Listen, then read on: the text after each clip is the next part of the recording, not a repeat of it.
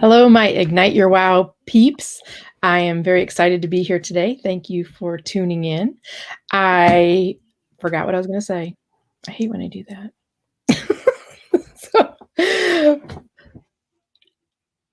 Let's just start with, start with our sponsors. We have Blue Sky Video Productions. That's Bruce Himmelblau. He is my producer. Unfortunately, he can't help me with that when my brain goes dark. He's a live stream producer. He is a YouTube strategist, and he helps make this show go seamless, except when I, of course, make mistakes. Bruce, do you have a tip for us today?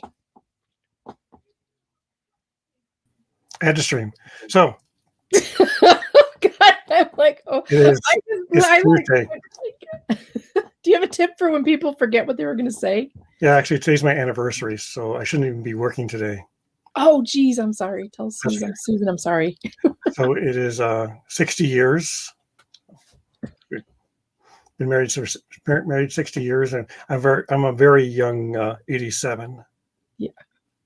So tip of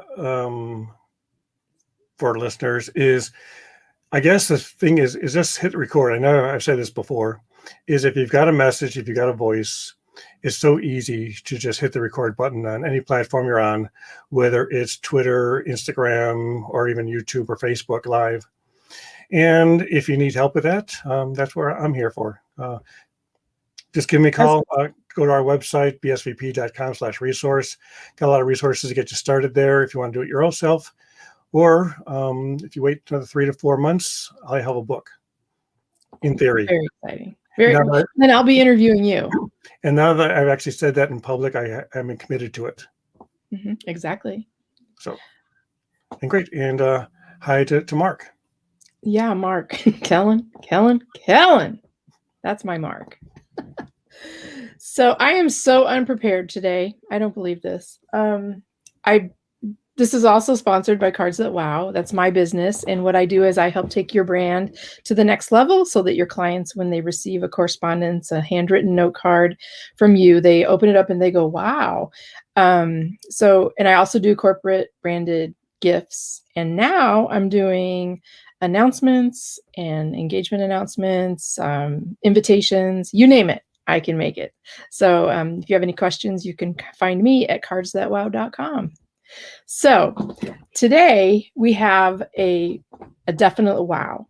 So I met Audrey on Team 17. This is a Michael Heppel group, which is an amazing group. And then we were in the Write That Book masterclass. And she is working on a book right now. And she is going to, it's not ready yet, but we are going to talk about it. And she's going to explain to her process, and it's going to be a great story. So, be sure to tune in.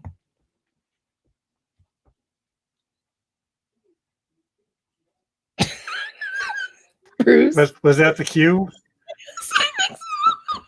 I wasn't sure if that was the cue or if you're just taking a pause and you're talking. No. I told you, I am like messed up today. I don't know.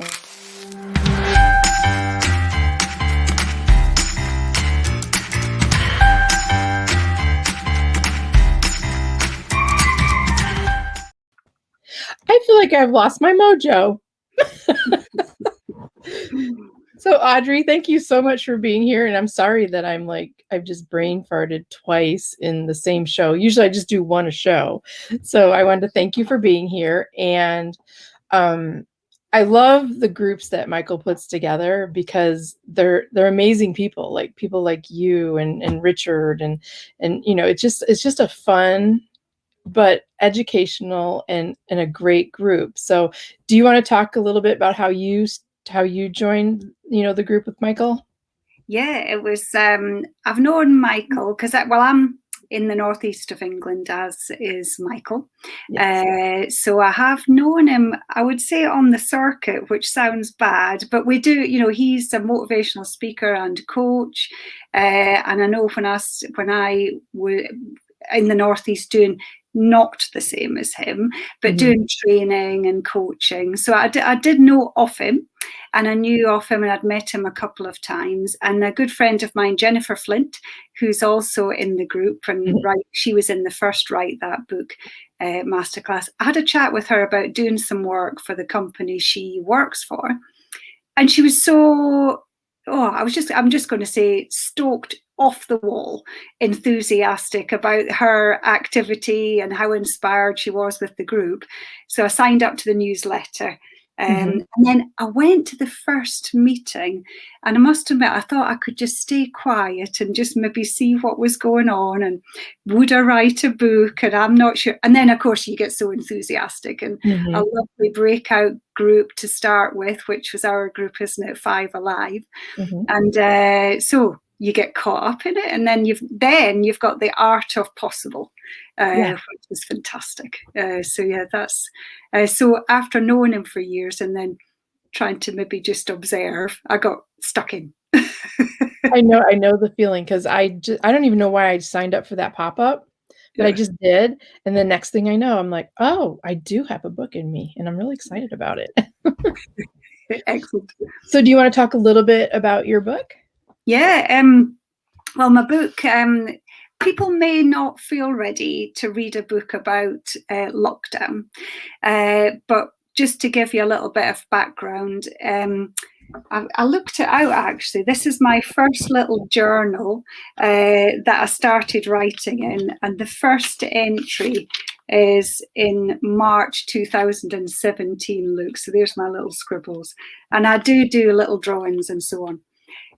But one of my best friends, Francis, bought me this little journal because me and my partner Sean were going on it was our joint 50th birthdays. I know, I don't look old enough. No. And cue the compliment. And we were going on a trip of a lifetime to South America, and then the Galapagos, which was absolutely where we wanted to be and go diving with sharks. And I called it Journal of a Reluctant Adventurer, because my friend Francis knows that I like observing, I like telling stories, and I like capturing those little stories, and just relaying them. And over the years on my Facebook page, people would say, oh, I love following your page because of all the funny things your boys say, mainly cheeky about myself. So I wanted to capture those on my big trip. So I did my first journal, and then I just carried on. So I would go on holiday, do a little journal. And I love that moment of, having had a lovely day, sitting with a glass of wine, and then just writing just some of the silly little things you observed. Maybe not the big sights, but, some of that, but then the small things. And then when lockdown started here in earnest, it was the 23rd of March, 2020, of course, I just thought, I'll just write it down. And it was really, it's nice, it's cathartic to just sometimes get some of the anxiety written about, but then just actually, as is normal with my family, it was just quite funny. So I carried on. And I carried on, and lockdown carried on, and the crisis lurched from one anxiety to another, and also food shortages in the shops and things, and me trying to do meal planning and just about rations for the two growing rugby playing teenagers that I have. I've got James, who's 19 now, and Archie, who's 15. You might hear him outside doing some basketball. So I kept going, and I got to day 100. And so it was 100 days of lockdown from the 23rd of March to the 30th of June. And then because I had kept that little routine going, I was quite glad of a little break, I must say. But then as I read back, I thought, I've even forgotten that. And quite a lot of things that are written about now is that during those times of, strain and stress, we have forgotten quite a bit already, and so when I went to the Write That Book masterclass, I thought, I've written a children's book, because I used to tell my boys bedtime stories. I used to make up little superheroes, and I had written a book about a cat. And then I thought, actually, I might just try and, just tidy up the ramblings, maybe take out some of the swear words, and maybe just highlight some of the funnier bits.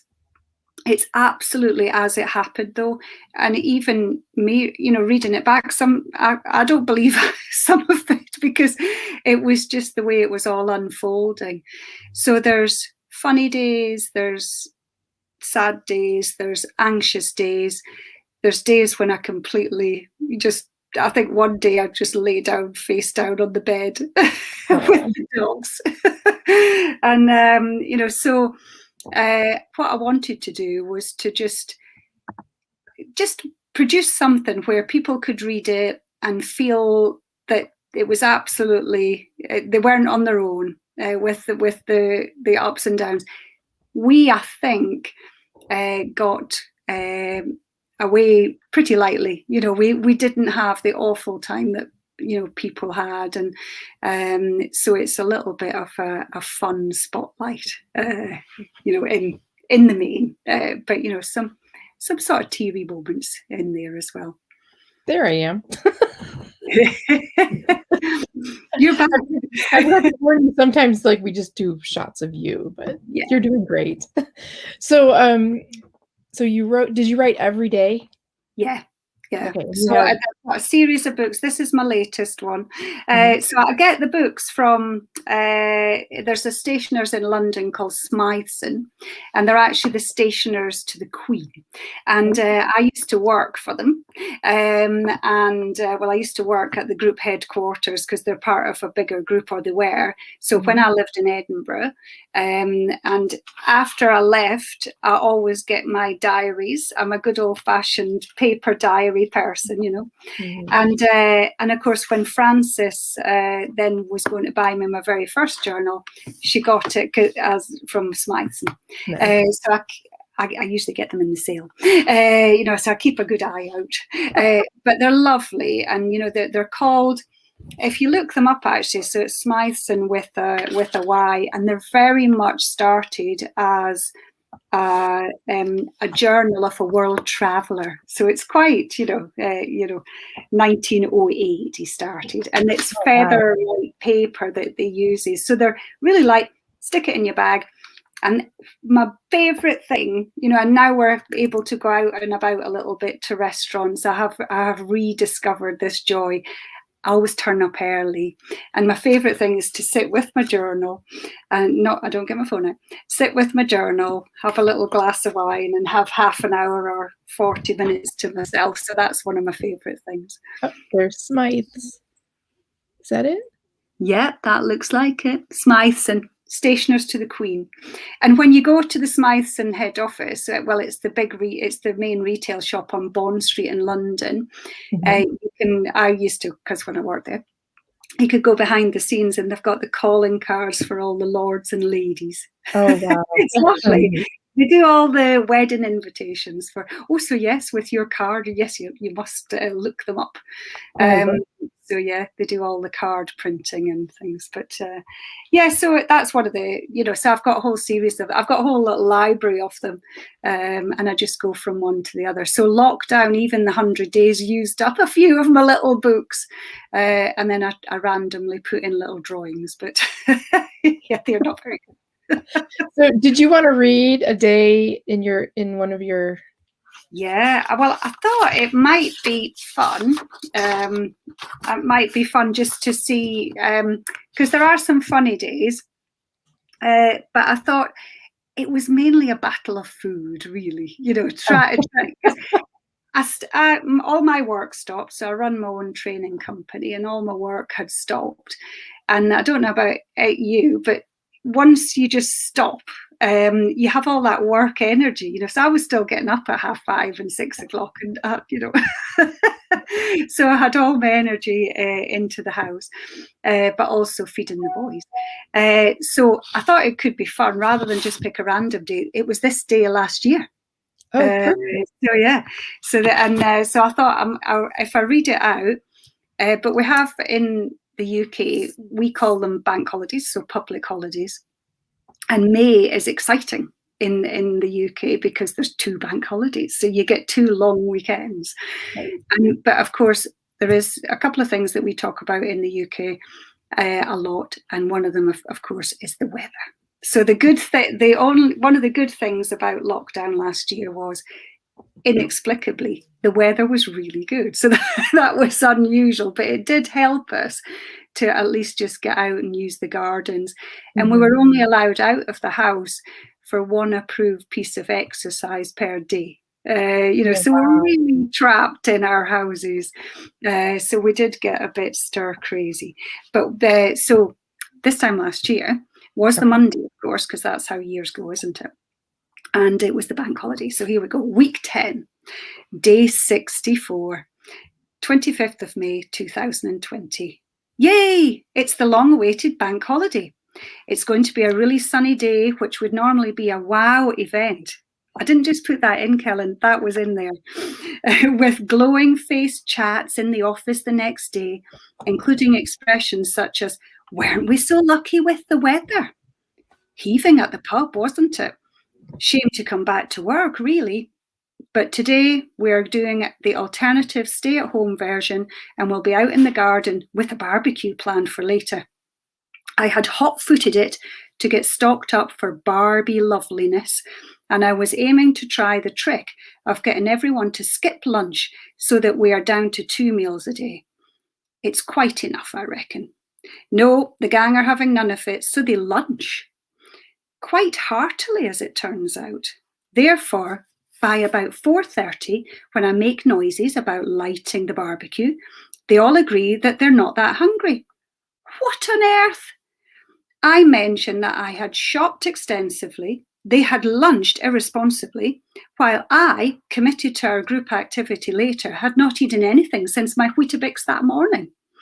I mentioned that this bank holiday was effectively going pear-shaped, and I stomp into the house to make angry scrambled eggs for myself, with the exotic addition of asparagus.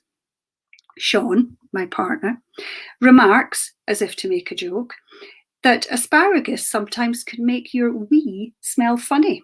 I remark that I'll make his wee more than funny. I think I remember putting chief at the end of my retort, and every Scottish person knows that the addition of a word like chief signals that things have turned serious. Sean catches on and leaves me to make a slice of furious toast. Can you slam the toaster down? Audrey can. The barbecue is moved to tomorrow, as of course we don't have to return to work. No normal service on the horizon anytime soon, so I should relax into not stressing about set plans or old-fashioned things like days of the week.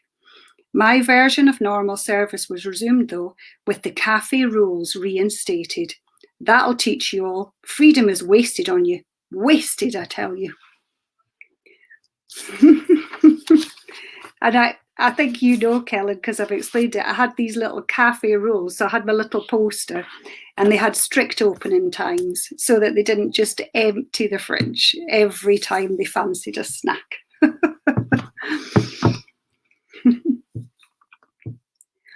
Oh, can't hear you. Sorry about it. The dogs were barking, so I muted myself. Oh, yeah. Do you know of an author named Irma Bombeck? Oh, no.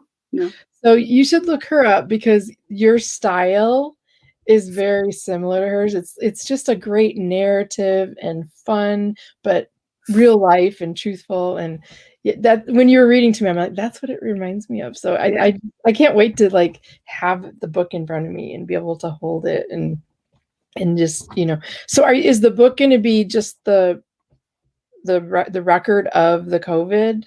Yeah, it's I've cut down some of the repetition, because of course, if I was doing it in real time, I didn't look back to see what I'd written. I just wrote. Right. And, so I did need to take out some of the repetition. I've added in the only bits I've added in is a little perspective from the dogs. Yeah, I remember talking about that. Yeah.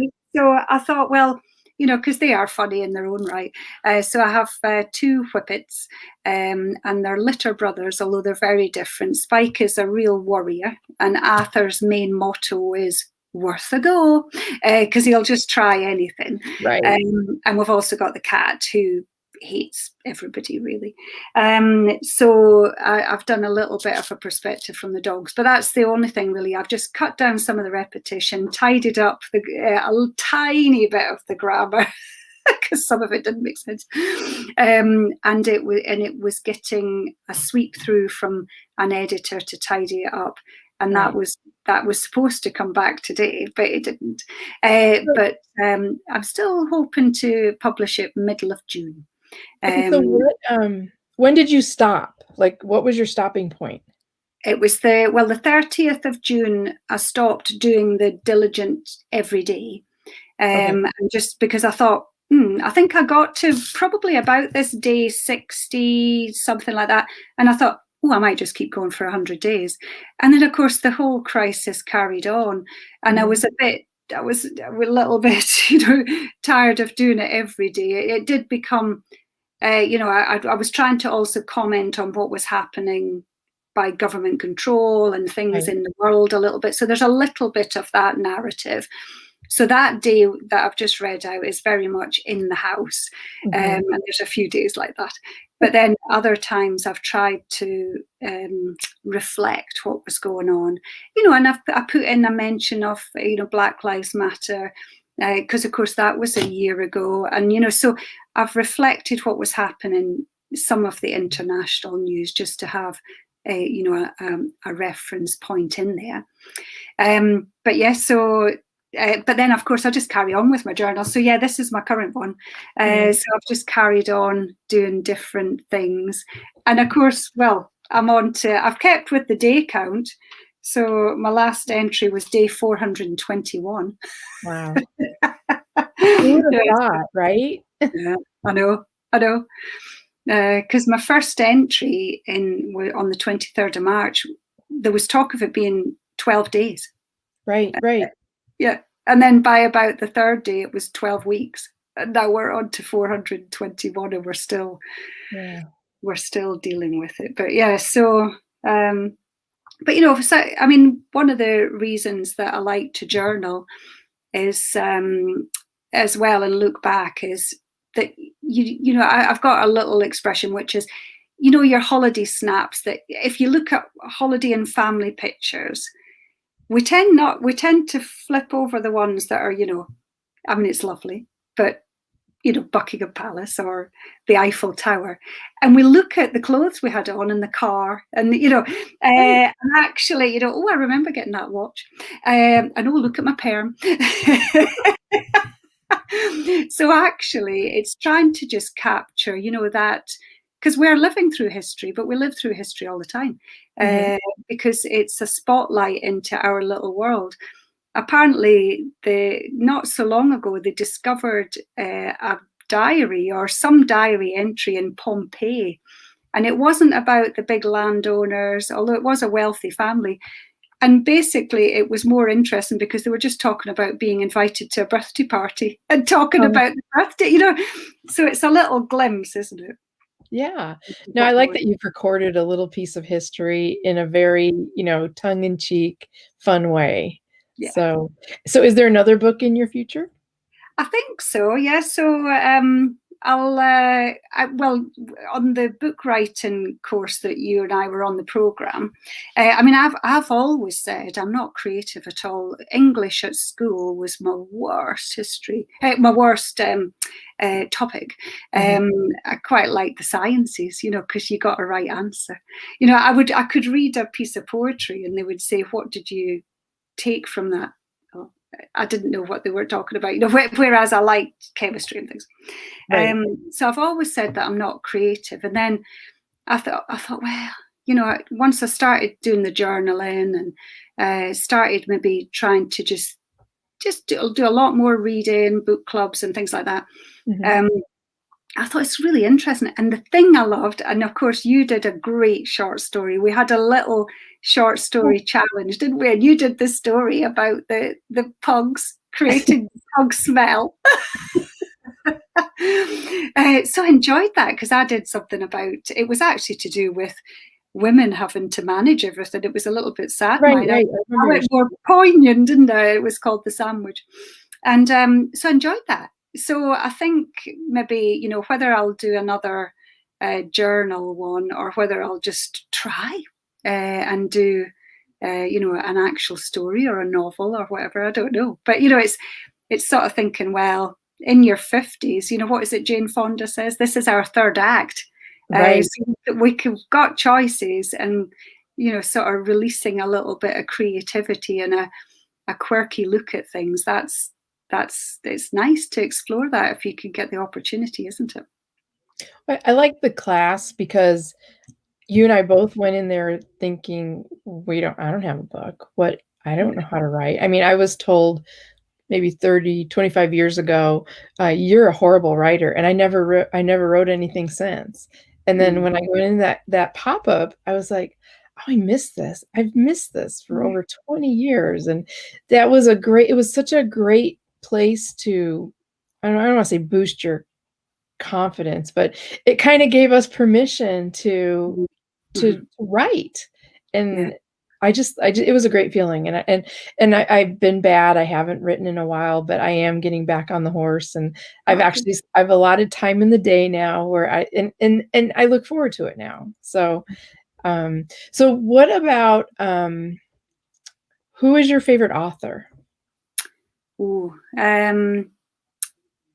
There's so many, isn't there? Well, probably specific books, actually. I love, it's quite grim, this one, but it's one of the best books. Well, two I'm going to say as really, jaw-dropping, amazing books.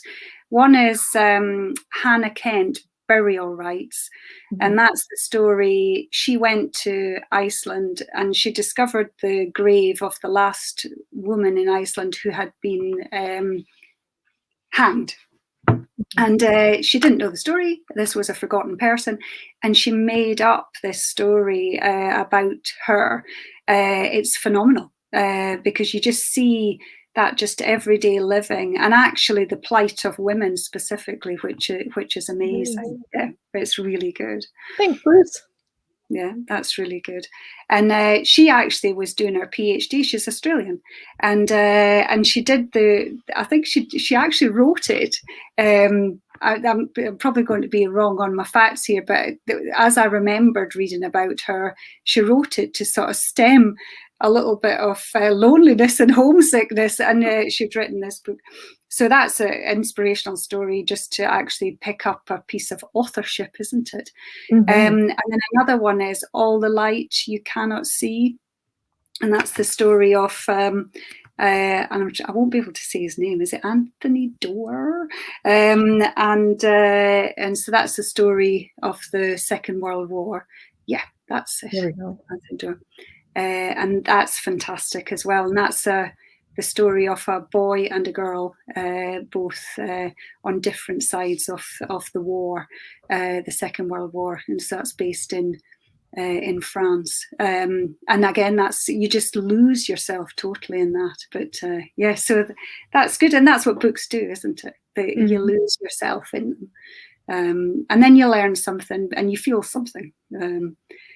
So and part of that's you said earlier about giving yourself permission. It's giving yourself permission to be different as well, isn't it? And not to sort of say, oh, I could write that, but everyone else won't get it, because that's the path you're trying to carve, isn't it? That actually you're bringing something new. So it's being brave. And we're so critical. We're so critical of ourselves. We're the hardest critics. I don't have anything of value to give to the world in written form, but it's we all have something that we can give. And I learned that from the class too, that, everybody has something. Yeah. No, it's being brave and putting yourself out there. So so it's good. So have you read more books during COVID than before COVID, or do you just read a lot anyway? I read. I got into doing more reading when I joined a book club about 5 years ago, and I've always said I'm such a slow reader. So the first book that I got, I read diligently. I was like being a very good brownie, a very good girl guide. And then I'd read it so far in advance, I just about forgot it by the time the book club meeting came up. But we've got a little book club in the area that I live in. So in Newcastle, in the northeast of England, I live in one of the little suburbs. And actually, in lockdown, one of the things I did was I started a book exchange, because I thought, people that aren't going in, we don't have, the bookshops are closed. And and we've got a little book club, we call it the Village. So I put out a tub, and I put out a thing on the Facebook page to say, take a book, bring a book, do what you like. And it was a little bit of a victim of its own success. I think I had about 3 tubs at one point, but we've built a little cupboard outside. So we've got our own little village library. So I'm the little village librarian. I love that. So it's quite cute. But yeah, I think I miss the libraries being open. I really miss that, because even when I'm not in school anymore, but it's just kind of a sanctuary. Yeah, it's lovely. A bookshop's lovely. I mean, we can buy books online and read them on our devices, but there is just something lovely about going into a library, isn't it? And the smell of it. But yeah, I've got my little cupboard, which is called the Little Pink Library. So a lot of our group are starting to get their books printed and published, and it's just an exciting time for authors right now, isn't it? Yeah, it is. And it is, and it's more accessible with, we've talked about it in the group, haven't we, about the self-published route. There used to be a stigma attached to that, and it's just more of a free way of doing it and getting your book out there, and doing your own promotion, or as much as you want, really, but not having to get an agent and go to a public, and only having one route, which actually has meant, because the other thing I would mention is that I'm the chair of a charity called Misslexia. So it's Mslexia, and Misslexia were started, over 20 years ago to help women to get published. So I've been their chair for a couple of years, just through another contact of mine, and because actually women just were not getting published, and even this was before Harry Potter. And even J.K. Rowling didn't publish under her name; it was the initials. And so there is still a barrier to sometimes getting published. But so just it's great that it's freed up a little bit. Whether I'll actually sell enough to cover any of my time, but I'm doing it more to hopefully create a connection. Something people can look back at, and something that my boys can look back at. So yeah, I think of it as creating a legacy. Yeah. So that's a great gift to give to your children, especially it's a mini history of their life and the world around them at the same time. So I just love that concept. I can't wait for it to come out. So is it going to be on Amazon, or how are you going to do it? Yeah, it will be. Yeah. So it's so hopefully the date I did set the date of the 31st of May when we did those little sprints at the a few months ago on the program. But then really, these things take time, apparently. I was getting a little bit impatient. But yeah, so hopefully middle of June. So yeah, and I'm still doing the work entitled Lockdown Work. Lockdown 1, a family story of nonsense, because I want people to know that it is just the lighter side. It's not a self-help book, although that's great, and it's not an awful story. Although, like I say, there's tear-jerking moments in there, but mainly it's a nice gallop. I got a couple of my friends in the village to read it, so I printed it out, made it look like a little book, and they read it, and they said one of the tips when you're reading Audrey's book is have snacks. You get really hungry. Because I'm so busy talking about food.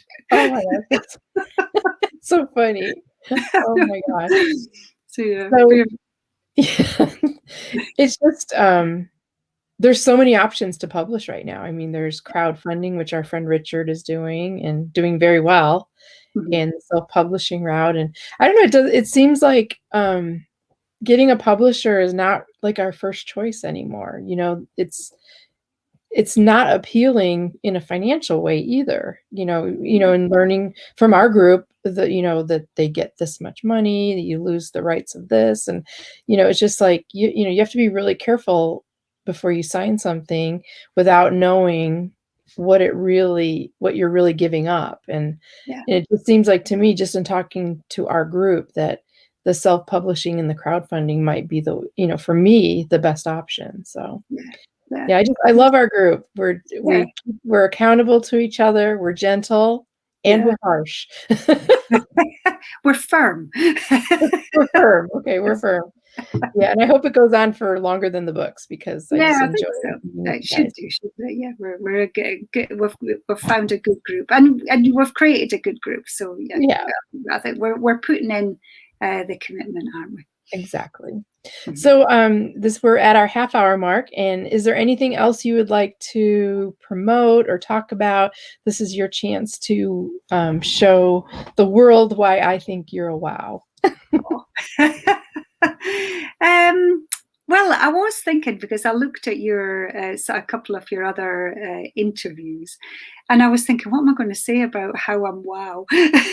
Because we do talk. What makes you wow is usually what makes you wow? And I thought, actually, so I was thinking about it when I was walking the dogs today. Okay. And one of the things I do, because for my full-time real job, I run a training and coaching company, and also I manage, we've got a team of actors who do a lot of drama training. But I think one of the things just to hold on to is that when I coach people, I have a couple of little things that I say quite a lot, is that it's hard, but it's not impossible. And that's probably one of my little mantras, is that I'm sort of pragmatically optimistic. So I hope people take that away from my book, that actually, that we do adapt, and we do, we can pick ourselves up, or we just keep going. And then it's just those everyday little joyous things, isn't there, to look out for. So I think that was the only thing. You see, I'd thought about it, so I had to say. I'm so proud of you. I'm so proud of you.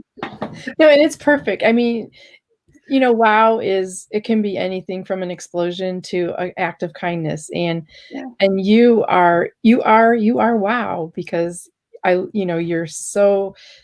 you're kind, and you're funny, and you offered your time for me today, so I really appreciate that.